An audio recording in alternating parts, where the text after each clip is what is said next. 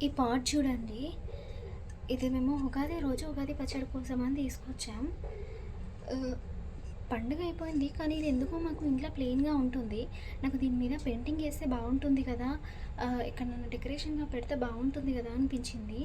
అందుకే దీని మీద పెయింటింగ్ ఏద్దామనుకుంటున్నా. నేను ఏసే పెయింటింగ్ మీకు కూడా చూపిస్తా చూడండి.